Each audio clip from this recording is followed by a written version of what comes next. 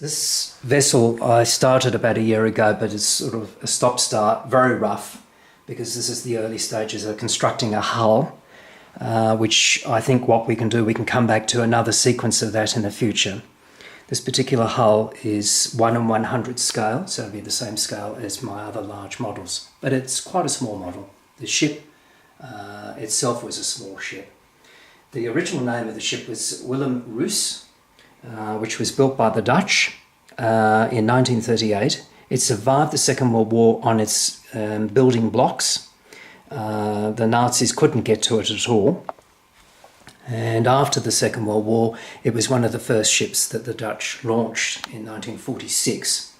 And it did the trade between the Netherlands and what was then called Java until the mid-1950s, when Java went into a civil war and revolution, which later became Indonesia.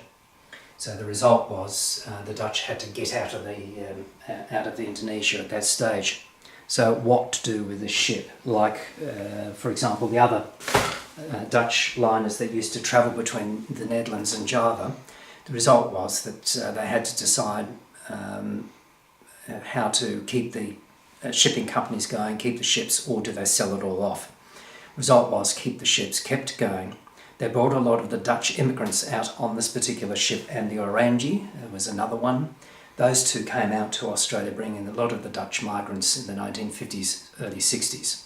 They also leased these two ships out, but particularly the Willem Ruys, to P&O lines to bring out also the 10-pound pommies in the early 1960s.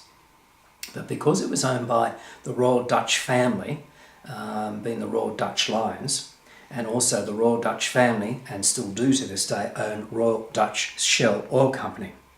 My late father, he was the treasurer for the Shell Oil Company of Australia in the early 60s, and it was his job to go down to meet the captain on board this ship. Quite often I was dragged along with him. Never sailed on the vessel, but went on to it frequently. Beautiful liner, clean, well decored, but not over the top.